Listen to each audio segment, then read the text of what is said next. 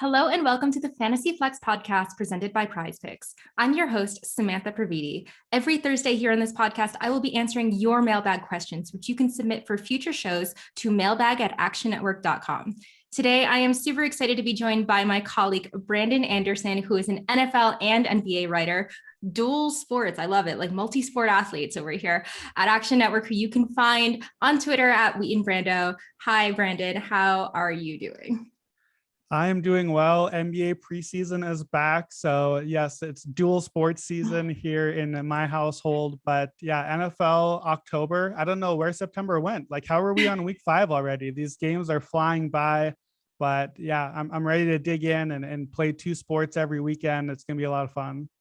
That's awesome. Yeah, I feel the same way. Like this season is flying by, and not in a good way because I'm already getting like, oh my God, like it's already like this much over. But yeah, I mean, I was literally writing a couple articles earlier this week and putting week 4 in it because my brain still has not like adjusted that we're 5 weeks in. So it's definitely pretty crazy. Do you have any crazy cool takeaways from week 4?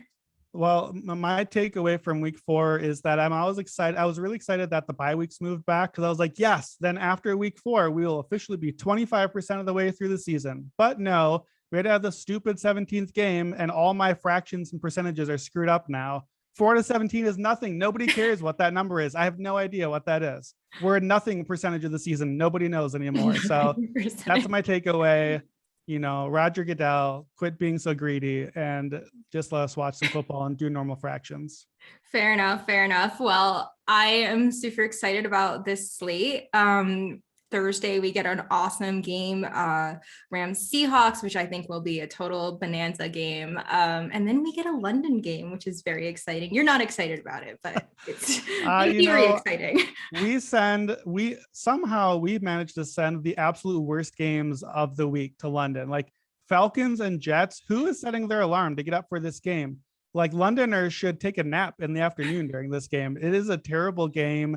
I don't even know if it's a great fantasy game. Both of these offenses have been horrible. Like the Jets are on a win streak, so maybe they'll get their second win in a row and keep the good times going. But I don't know. If we're going to have London football and go from like 8 a.m.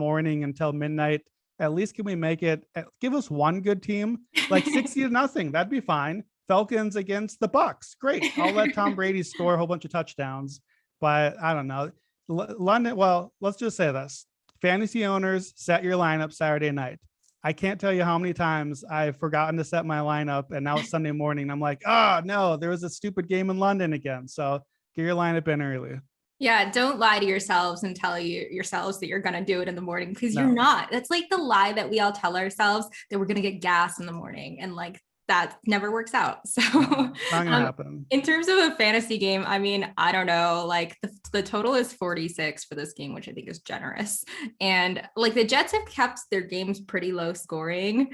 Like their defense has looked semi good. The Falcons defense is obviously terrible, but on the other side of the ball, it's Zach Wilson throwing them, and they don't really have too many like exciting players on that team. So I don't know. There's not too much of an appeal for me. You're probably starting the normal guys and sitting the normal guys. Like you're probably starting Calvin Ridley in this game. Hope he can get it done. Haven't seen him at all this season. So this would be the good breakout game.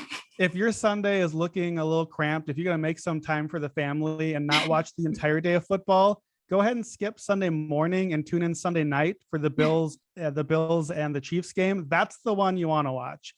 That's a possible AFC championship, a lot of points there. Any game with the Chiefs, you're getting points on that one. So if you got to pick and choose a little bit, let's just say I won't be taking too long to decide between Jets, Falcons, and Bills, Chiefs at night. But I got to ask you though, this is not really a fantasy question. It is a football question.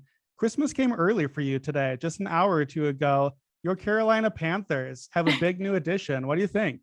That is super exciting. You know, I saw that he was, they were talking about the trade earlier this morning, and I was in my head, like, I can't jinx it. I can't even post about it on Twitter. And I post everything. Like, I'm like, I just drank milk. Like, and then that's what's going on Twitter. but I was like, can't post about it because like, I'll jinx it.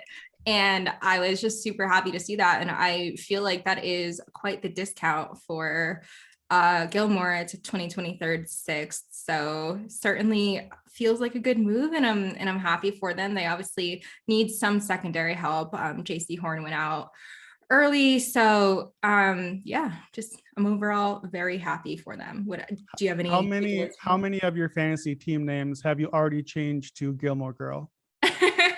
0, but that's a good one. Yeah, no, definitely watch that Sunday night game over this Sunday morning game. I mean, the cool thing about being me, is that I have no like family obligations, so I get to watch whatever games I want to watch. But anyway, let us dive into some mailbag questions, Brandon. I'm so thankful that everyone sent in some really good ones, so let's kick it off. Yes, it was a popular week to be Ryan. So we start out with a Ryan email. Good afternoon, Samantha. Love the pod and the whole gang at Action. So I'm in that 0-4 bucket you're talking about, and I need some help with my running back and receiver situation and never seem to make the right plays. Story of my life, right? I am playing in a PPR league, open to opinions on all slots. So starting 2 receivers, 2 running backs, and a flex. Feel free to cover just one of the positions.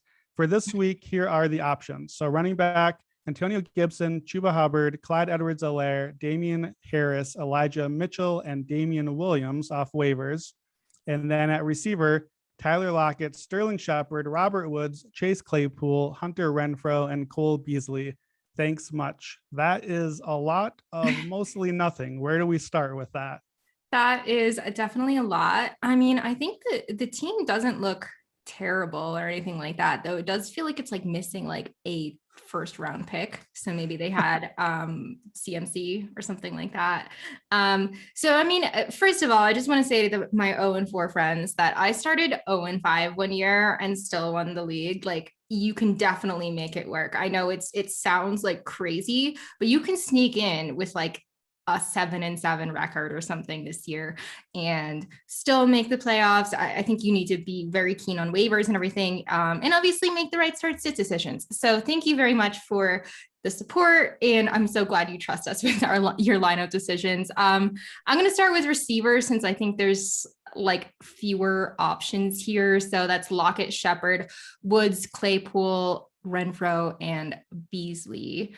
There's still a good chance that Shepard and Claypool don't play this week. They didn't play last week, and I don't really know that I'm interested in them either way. Like, I think they're just maybe like dart throws at this point, because honestly, like I'm not sure that there's any receivers on the Giants that I really trust. Shepard had looked good, but you know, there's a lot of guys there. There's Kenny Golladay had a good game without Shepard, and Slayton, as did Kadarius Toney. So not super interested there. Claypool has been the biggest, I guess, casualty of Big Ben, I think, this season.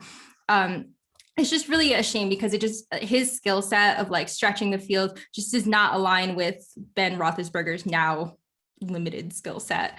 But yeah, he's definitely taken a hit. I don't think he's startable. So looking at the other guys, Hunter Renfrow and Cole Beasley, I would put in like that same range, in the same range of each other, in that like wide receiver 4 flex. So it's really, to me, I'm starting Lockett and Woods, and I get your trepidation to start either of them because they both kind of been like a little bit not as good. Lockett had 2 monster games to start the season, and then Woods had 2 pretty bad games. He's dealing with a hip injury, so hopefully he's trending in the right direction. I think that it's just one of those offenses, though, and one of those guys that's just so high upside, I don't see you sitting him. And the same thing with Woods. I mean, that's same game. I think it's going to be a big game with a lot of points on each side. Sean McVay says he wants to get the ball more to Robert Woods, but like, how do you know when Sean McVay is lying, when his lips are moving? I don't know. But you know, hopefully that's true for fantasy managers. So I am going with Woods and Lockett. As for running backs, this one is, you have a lot of options, which is obviously really good. I think that Gibson, Edwards-Helaire, Harris, and Williams are kind of all in that same tier of like high-end RB2s. So that's really great that you have 4 of those options. Hubbard and Mitchell, and that's assuming Mitchell plays this week, I'm putting in that like RB3 flex territory. I think your running backs are better than receivers. And even though there's like obviously the impulse to start receivers in a PPR league in your flex, I think they're just so much better. So Gibson's the no-brainer of this group. And then I am probably going Harris and Williams. I think they have the best matchups at Houston and at Las Vegas. I know Harris really disappointed on Sunday night. The whole Patriots rushing game though was just like, they complete. I don't even want to say like they abandoned the run. Like I don't know what you call it. They did. They abandoned the run. What do you call it when you have -1 rushing yards? Yeah, like they fully knew what they were doing. Bill Belichick knows that you don't run on Tampa, and was just like, all right, well, we just won't try then. Yeah. So like I think that's kind of a blip on the radar type thing. Like Tampa's run defense is just too tough. So I start those two plus Gibson over Edwards-Helaire, who I think has the worst matchup of the group. What say you? Yeah, I think Lockett and Woods are the receivers that stand out. We want guys in those NFC West matchups because there's going to be some real shootout potential there. So as long as they're healthy, you definitely want them in. Lockett's the sort of guy that can be doing nothing, like literally 0 catches and then catch an 80-yard touchdown on any play whenever Russ decides to just chuck one of those moon balls up. So I think they're the easy plays. I agree with Damian Harris too. I think this is a spot where he could get maybe a breakout game. I remember watching back week 1, and I had not thought too highly of Damian Harris coming into the season. And I thought he was a really impressive runner in that game. He was hitting the hole well. He was getting into good lanes. Their offensive line hasn't held up so well lately, and then they're not running as much. But this is a spot for Harris against the Texans where the Patriots, like we know what Belichick does in these games when he's like, yeah, we're going to win this game. We're just going to run the ball, short passes, play defense, and get out of here with the win. Belichick dominates these rookie quarterbacks, and that means lots of running, and it's a great spot for Harris against not a good run defense. So I think that, there's a gamble with him because you never know if he's going to get touches like last week, but you got to play the matchup. You don't want to play running back against Tampa. We've seen Dallas did that too. They just didn't even try to run. They didn't even, pretend against Tampa. So we know that now. It's all right. It's a different week. You got to have a short memory in fantasy. So I agree. Damian Harris is the other one that stood out in there. So I look for him to have a big game this week. Yeah, whatever the Texans point total is, I'm going under. It could be 7 and I'm under. Bill Belichick is probably just going to shut them out. So fair point. I certainly like that in terms of like game script. Hit me with the next question. All right. We've got a question from Josh. We're getting a dynasty question here. So would you trade Michael Pittman and next year's first pick in the second round, so 2.01, for Chase Claypool? And he has a whole lot of picks here. He has 4 first rounders next year and 6 first rounders in 2023. That is a good rebuild right there. So he says, losing the 2, I don't care. I just want the better player. So what do you think, Pittman or Claypool? Wow, that's a whole lot of picks. Congrats. I assume you've been losing for a number of years, but no, great rebuild, I think. Very impressive. So yeah, in terms of comparing Claypool to Pittman, I'm definitely going Pittman. He's having a low-key nice breakout season in spite of some shaky quarterback play, has seen at least 8 targets in 3 of 4 games this year. And he was having a good rookie campaign last year before the injury. I think he's one of those guys, like he's kind of like in that T Higgins group that like just totally got forgotten about because they like didn't finish the season, but they were doing well. I think he has a very bright future, especially if the Colts make an upgrade at quarterback soon. As far as Claypool goes, we just talked about him. There's no denying he's talented, though he's been having a little bit of bad catch syndrome, but he's always kind of been that boomer bust guy whose ceiling is significant lower with Ben Roethlisberger now just not being able to throw it downfield. I don't know. I mean, even when he's healthy, and he's not healthy right now, he's pretty much unplayable. I think better days are ahead for him, but that's probably next year. That's whenever the Steelers decide to make to try to get another quarterback. I don't know if that could be this season. I don't know, but until that point, until I see who's there, what if they get a rookie and that limits his potential. So too much uncertainty. I am going Pittman. What about you? Yeah, I think I definitely like Pittman better here. I think I'd rather just have Pittman straight up than Claypool because he definitely has been breaking out a little bit. Carson Wentz loves to lock on to one favorite receiver and then just go back to him often. And Pittman is kind of the guy there. T.Y. Hilton is out and there just aren't many other options. So Wentz loves tight ends, but Pittman is the receiver that's going to have the big games. And remember that division. Which division do you want to be playing your games against? Baltimore and Cleveland, and even Cincinnati's defense has been very good this year, or Tennessee and Houston and Jacksonville? Pretty easy question on that one. So I'm not even sure that Claypool is the better long-term value because we don't know what Pittsburgh's quarterback will be. It's not going to be Big Ben. We know that. It's already not really, but there's nobody waiting in the wings, So maybe it's a veteran. Maybe they draft a rookie, but that's not necessarily good. Look at the rookie quarterbacks this year. We're not exactly lining up to start all their receivers either. So I think the play here is to keep Pittman. You've got 10 picks, first rounders the next couple of years. Start ponying up. Like put Pittman and add in 2 picks, 3 picks, and make your target a little higher. Claypool, not a high enough target. Go get somebody really good. Blow someone away with that like Pittman plus 3 picks for whoever that, top. Yeah, exactly. Like go get a top 5 or 10 receiver and use those picks for something really good. Totally agree. The situation in Pittsburgh is not great. I am going to say that Deontay Johnson is the only startable receiver on that team. Yes. All right, let us move on to question 3. All right, Brian writes, would you rather have Kenny Gainwell over Tony Pollard in a redraft? Yes, it is really close. By the way, Kenny Gainwell, I literally posted one of those like Bernie memes that like, I am once again asking you to pick up Kenny Gainwell because this has been like 4 weeks in a row that I've been on the Gainwell train. Okay, so for week 5, like the immediate term, I'd probably put Pollard over Gainwell. But I think Gainwell ends up outscoring Pollard the rest of the season. The Eagles running back situation is trending towards a split backfield with Miles Sanders. He hasn't looked great. I mean, he recorded 7 carries for 13 yards, which is absolutely abysmal. Caught 3 passes for 34 yards, but Gainwell had 3 carries for 31 yards and a touchdown and caught 6 of 8 targets for 58 yards. I love his usage in the passing game. It's really exciting. Pollard has some standalone value, like we've seen him be useful even when Ezekiel Elliott isn't hurt, but much to the zero RBers' dismay, he's being outtouched by Ezekiel Elliott 45-71 this season. I think he does need an injury to Elliott to become the alpha in this offense, while Gainwell could probably just do that on his own by outperforming Miles Sanders. So I got to go the other way on this one, but I don't disagree with anything you said. I think it's just a different sort of theory on how I play fantasy.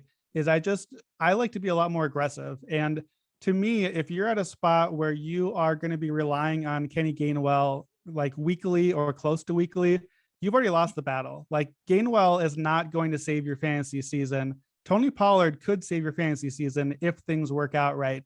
I agree that from week to week, Gainwell is probably going to be a little bit better, certainly higher floor on any given week. Pollard might just do nothing. But Pollard has been PFF, Pro Football Focus's #1 most efficient running back for the season. Dallas's offensive line looks really good again. Zeke has looked good, but it's looked good because that line has been so good. Pollard is catching some passes, so that helps a little bit. If you have a spot, like if a #1 running back went down and then the fill-in had to take their spot, is there any handcuff in the league you'd rather have than Tony Pollard? He's got to be #1, right? No, he's definitely #1. There are a lot of guys like Derrick Henry, even CMC, who like don't have really great backups. Saquon Barkley, another name. There are just a number of guys that just don't have like a good another option. So yeah, I mean, I think he's definitely the most valuable insurance policy. Yeah, so I think I would just rather have the guy who at any given moment on any play might immediately be a top 5 running back, rather than like, I don't know what Gainwell's upside is, even if he starts to get half of the carries in an offense that's not very good, in a team that probably isn't trending to be very good. So for me, the way that I play, I would rather have Pollard and have the upside and hope to see, if Zeke goes down in the next few weeks for a longer term injury, Pollard is the sort of guy that wins your league for you. So I'd much rather have that than Gainwell, but I'd rather roll the dice than play it safer for me. Fair enough. I think it also just depends on like who you have in your roster. If you have to start one of them right now, like you said, if you're in that position, you may have lost the battle already, but let's not think that way. Yeah, good thoughts, Brian. Good thoughts. All right, let's go to question number 4 from @OspreyRob. He writes, what do you suggest I do with George Kittle? Full PPR, tight end flex eligibility, not much on waivers, and I don't have a backup. So what do we do with Kittle? Like pray, I don't know. No, Light I a mean, candle, maybe. yeah, light the candles, do some dances or whatever to the gods. But no, honestly, like it's been really tough. But like, what are you supposed to do? Are you supposed to trade him right now when his value is at its absolute nadir? I mean, you got to wait it out. The good news is that he's tight end 11 through 4 weeks, which like, yeah, that's not returning on investment given you probably drafted him at like tight end 2 or tight end 3, but it's also like not Kyle Pitts. Like it's not that situation. So count yourself lucky. Some of us drafted Kyle Pitts. Like, no, but seriously, I think better days are ahead. It doesn't matter that Deebo Samuel is popping off. Like if you ask me 5 weeks into the season, who do I trust on the 49ers the most? It's still Kittle. It's always going to be Kittle. So I think that I would probably try to grab someone off waivers though, just to have like some kind of backup. I know you said there's not much on waivers, so I'm going to assume Dawson Knox and Dalton Schultz are not there. Maybe take a look at Max Williams and Tyler Conklin, both of which were widely available going into this waiver cycle. I'm not starting either of them over Kittle right now, but it might be nice to have, especially since Kittle has a speckled injury history. Yeah, I think you're just riding Kittle into the ground at this point. You don't really have much option. You can't trade him. You're not going to get much. I certainly don't want to be playing, a Conklin or someone like that. I'm not even really a big fan of wasting a roster spot on a second tight end.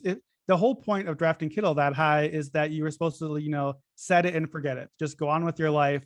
So you just got to forget it. You've had a couple of rough weeks. You've had 4 rough weeks, but it can get better. Maybe Trey Lance gets in the lineup, and I think that would help Kittle because that seems like the sort of target that a rookie quarterback would lock onto someone short in the short routes. I think you just have to ride it out. And if you are out on Kittle, that's fine, but you still have to wait for one good week and then trade after that. You can't do it now. Yeah, definitely. I mean, tight end is absolutely a hellscape. I posted about like the top 7 tight ends last week, which were like CJ Uzoma, Mo Alley Cox, Max Williams, like just as we all predicted, right? Like, yeah, it's like we're just taking names like off of the Madden simulation. Now it's like, oh, this is a name. That's a tight end. Let's let him be a top 5 guy this week. All right. So question number 5 comes from Tyler. This is a 2-parter. So let's do just part 1 first. For flex spot this week, Marquise Brown, Josh Jacobs, or Cordero Patterson, and thoughts on Patterson going forward. All right. So without knowing the scoring, I am going to lean Patterson in any format with points per reception, half or full. I like Brown a lot. I mean, he did have that crazy like video game like catch in week 4, but Rashad Bateman could be coming back as soon as this week. Indy's pass defense has been pretty good this year. I think he's a swing for the fences type guy. So like, if you happen to think like you're going to lose, like if you're way behind, like your team is way worse than the other team, I could totally see you putting him in instead.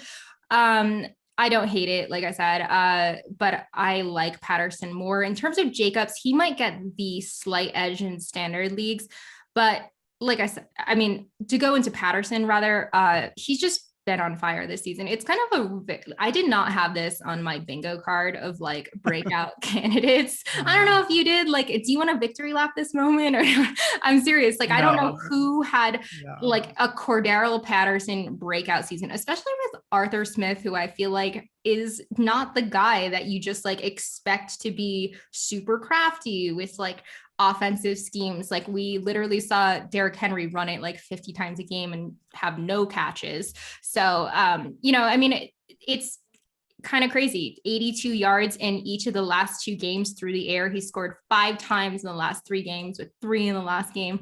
I'm sky high on him moving forward, even against the Jets, who have managed to keep their games pretty low scoring. Yeah, I got to say, as a Vikings fan, I'm not appreciating this Cordero Patterson breakout. I mean, it was like a decade ago that my Vikings, spent such a high pick on him. And I thought I had moved on. I thought I was okay. And now here he is putting up the numbers that he was always supposed to do for Minnesota years ago. Look, I was big on Mike Davis this year. That was one of my big sleepers. And You can't really cut him yet because you put a high pick on him probably. But Davis is really been marginalized because Patterson continues to do so well. So I think you just have to ride the hot hand. I don't know how long I believe it will last. He's not a running back. He's a receiver. So he's going to take a hit or two at some point, and I'm not sure that he's going to get back up from that wrong hit when it comes. But for now, while he's doing this, while he's catching 3 touchdowns a week, you got to play Patterson. So I like him. Tyler's second half of this question: of the following, who would you most want to sell on? Joe Mixon, Austin Eckler, DeAndre Swift, Stephon Diggs, or Calvin Ridley? Oh my God. Like this list is really tough because I would say Diggs and Ridley, and Mixon to an extent too, you're probably selling low on them at this point. For sure Ridley, Diggs a little bit, and then Mixon, if you're selling someone who's hurt at the time, you're not going to get the same value because there's especially that uncertainty of what they're going to look like when they do come back, if they do come back. I mean, Mixon though could play this week, so it's really not cut and dry. And then Eckler and Swift, I mean, they're bell cows, and that is really hard to come by. So I don't know, maybe see what you can get for Diggs or Ridley, preferably Ridley, because I am okay deleveraging myself from the Falcons. Yeah, I will say don't trade Diggs right now. They're playing the Chiefs this week. Never trade a player right before they play the Chiefs. Trade them after they play the Chiefs if you want to make your move. So I don't know. I think I would keep Diggs. Buffalo will be fine. They're not having to do too much right now with the defense, just shutting everyone out, but that's going to rebalance in time. Eckler is my guy. That was one of my big sleepers coming into the year. Well, not really sleeper, but a league winner type guy for me. So I wouldn't want to move him. For me, Ridley is a guy I was never super high on. So if you get a chance to sell high after a big game, then yeah, like you said, I might be happy to get out of Atlanta's way. And Detroit running backs, just, since Barry Sanders, nothing. So I've never been a Detroit running back guy. So I know Swift has been doing well. I just don't believe in Detroit running backs. So I would rather get out of that for someone that I like a little better, even though I know that he's been putting up some numbers. Yeah, if there's a running back that I'm moving, it's Swift of those two for sure. So yeah. I agree with you on that. All right. We've got another one of our Ryan questions, or maybe Ryan is just back for a second question. So no, Ryan, it's Ryans. Yeah. Okay. Yeah, well, there are probably more than one Ryan out there. Maybe this is Matt Ryan. Maybe he's writing in. Matt Ryan is asking me for fantasy advice. Love to see it. Matt Ryan should not ask you for fantasy advice because you are not a big fan of Matt Ryan and the Falcons right now. You might not give him the kindest advice, I think. Matt Ryan should focus on himself and getting Calvin Ridley the ball more. And Kyle Pitts, I think, too, for your teams. All right. This Ryan writes, what is your outlook on the Denver offense with Drew Lock at quarterback? I have Cortland Sutton in one league. Yeah, that's really bad. I mean, it's yeah, we're really sorry for you, Ryan. This is not great. We don't have good news for you. It's especially bad for Sutton, of the pass catchers, because he just seems to not have the best sort of relationship with Jerry Jeudy out. He's supposed to be the alpha in this offense, but he caught 3 of 8 passes for 47 yards, and he actually led the team in receiving. So that is a testament to how bad that passing attack was. Tim Patrick was held to 3 catches on 6 targets for 39 yards. So all around unimpressive. Noah Fant did end up scoring, but he scored from Teddy Bridgewater. So I don't know. That said, I don't want to panic quite yet because according to Broncos insider Benjamin Albright and friend of the podcast, there is internal optimism that Bridgewater can start on Sunday. He's probably not going to start all week. He actually can't be a full participant because he's in the protocol until Friday. So I would definitely keep an eye on that. If he plays, I think that Sutton could put up wide receiver 2 numbers, but if he doesn't, I think it's more of a flex dart throw with Lock. What do you think about the Broncos with Lock? Let's stick with the emoji theme and just go with poop emoji on this one. I don't want any part of it. I don't want to bet on Denver. I don't want anything to do with Drew Lock. It's not great. So I'm sorry, Teddy. Look, all that we learned about Drew Lock last week is we are reminded why Denver made the right choice starting Teddy Bridgewater. So Teddy, get healthy, get back in the lineup, take your time if you need to. We'll see you soon, buddy. Love to see it. Let's go to Sox fan 28. Congrats on the big win last night. Or if you're a Chicago fan, then no, I'm a Cubs fan, so we don't like you. So Sox fan 28, I'm going to assume his name is also Ryan. What do you think of Nick Chubb and Mike Evans for Henry in a keeper league? This one's tough. I do really like trades. We were sitting 2-for-1 because you were upgrading your team and it makes way for another roster spot that you can add someone that maybe has high upside or something, or is a longer term play. So in theory, this is great, but I think you're giving up a lot. I think you're selling low on Chubb and Evans, who have been a little underwhelming these past weeks. Really more so Chubb because he was outscored by Hunt in the last 2 weeks. I would like this trade much better if you sent a slightly less good receiver in the package. But if you happen to be really, really strong at receiver and can afford to lose Evans, I think it's fine. Like, Henry is such a stud and his workload gives you a really guaranteed floor. I don't see that changing like year over year either. So in terms of keeper value, he has great keeper value. Plus, it doesn't hurt that Tractorcito season aligns with the fantasy playoffs. Yeah, that's true. I think if you are Mr. Sox fan 28 or Ms. Sox fan 28, if you are hoping to go all in and try to win the league this year, then maybe I consider this, because obviously, Derrick Henry is the far and away number one running back right now. However, I am a fan of history, and history says that Derrick Henry can't keep doing this forever. And I said that before the season, and I've looked very stupid for the first month because we're handing it off to him 45 times a game. He's running for hundreds of yards. He's playing Jacksonville this week, which is a team that he's absolutely crushed in the past. So probably another big week ahead for him. But history says when guys hit that 370 touches wall like he did, you just don't keep doing that forever. And I fear with Henry, you're getting it. The price can't possibly be any higher. This is the absolute best that he is. I hate trading for guys in that spot. Chubb is the rocket going up, and the Browns are a run team. They have a great offensive line. There are very few guys that I would want to have rather than Chubb going forward. Would I rather have Henry this year than Chubb? Probably, though I still am fading Henry. I'd be looking to trade him if I had him. I definitely would rather have Chubb long term, even without adding in Evans. So I think if you are just desperate to go all in and risk it for the biscuit and get Henry this year for the championship, I can see it. But for me personally, I just stay away from guys that have that huge of a workload because I feel like the end is nigh. Yeah, I would give this trade like a C. Without seeing the rest of Sox fans team. Like I said, I think it's just you're giving up too much. And like you said, it is just Henry's absolute apex. So it is not the best spot. What do you think? Is this a Red Sox fan or a White Sox fan? It's a Red Sox fan because it's, I'm pretty sure, I linked to their profile. Okay. Yeah, and they have a... Well, that's no fun. I wanted to speculate.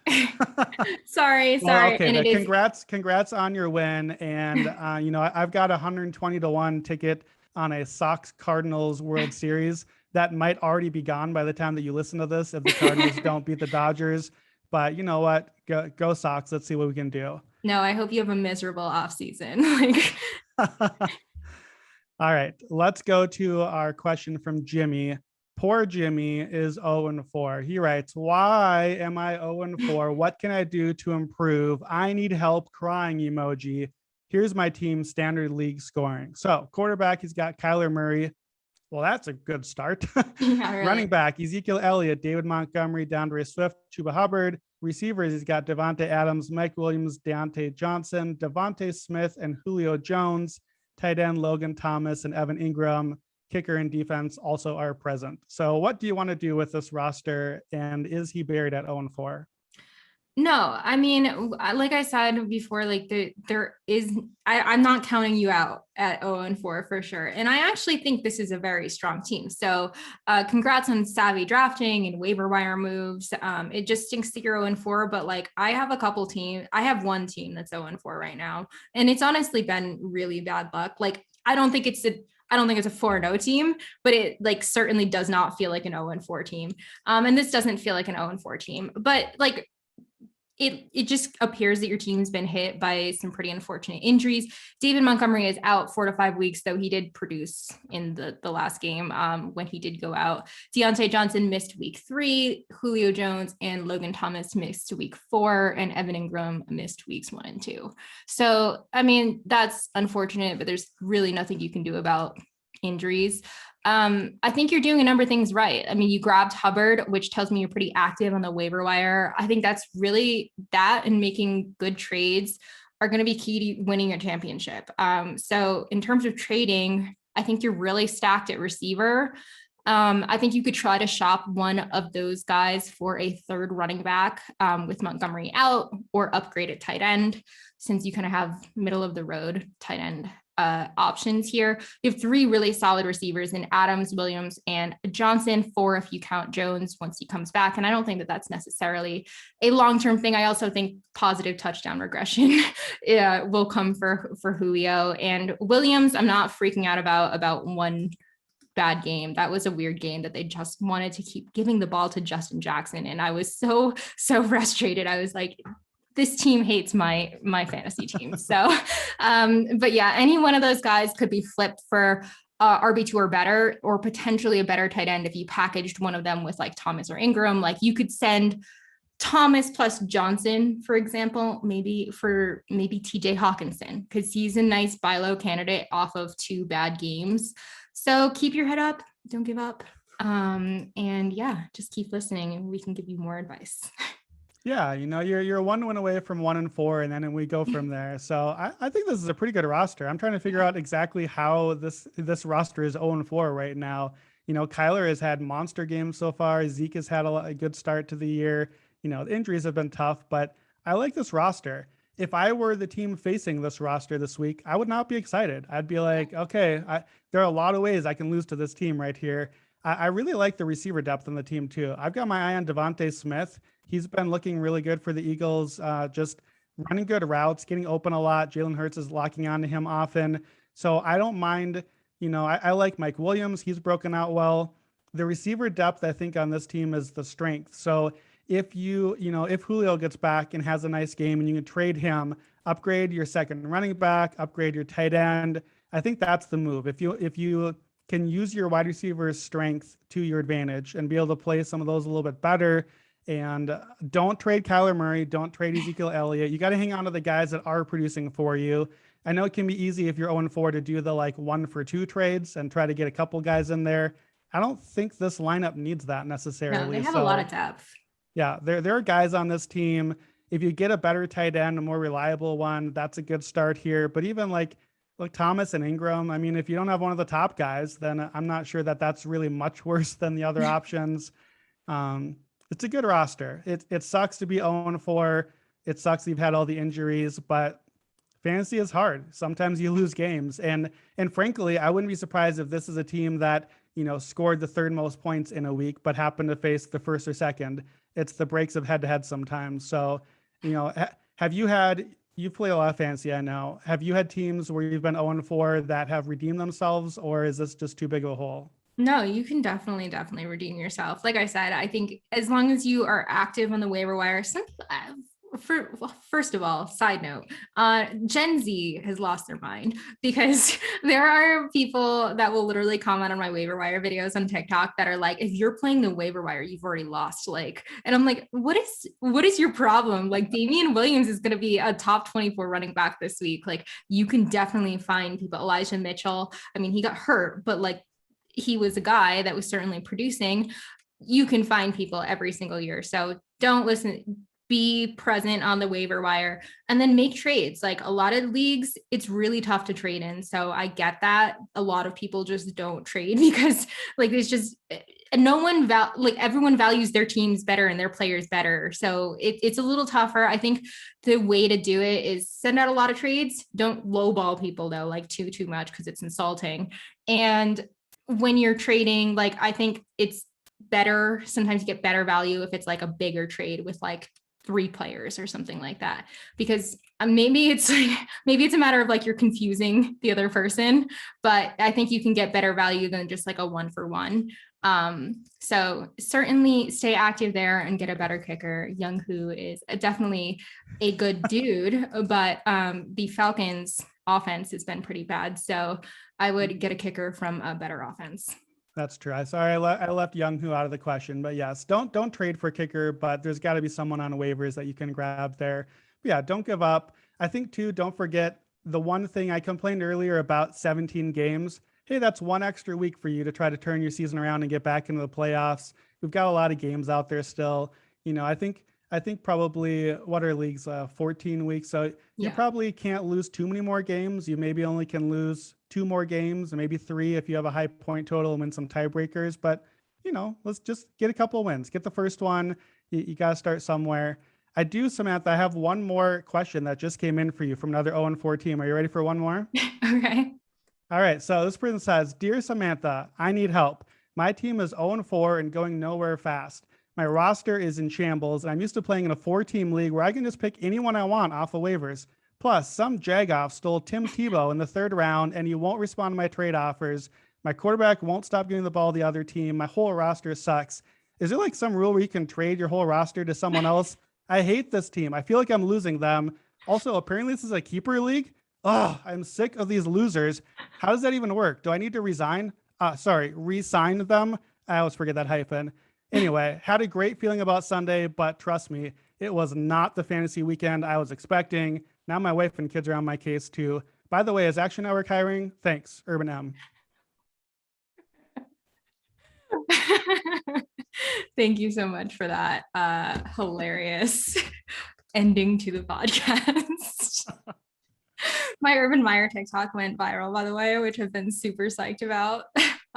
Very funny. All right. That will do it for this mailbag episode. As a reminder, Sean Kerner and Chris Raybon, I will be here every Monday, Wednesday, and Friday, giving you guys all the DFS, waiver wire, and rankings info to help you dominate your fantasy leagues. I will be back on Tuesday with another round of 21 questions, and next Thursday with another mailbag episode. So don't forget, please send me any mailbag questions to mailbag@actionnetwork.com. Please, thank you again for listening. Please rate and review our show on Apple Podcasts. Download us wherever you like to listen, and we will see you next time on the Fantasy Flex presented by Prize Picks. Peace out, y'all.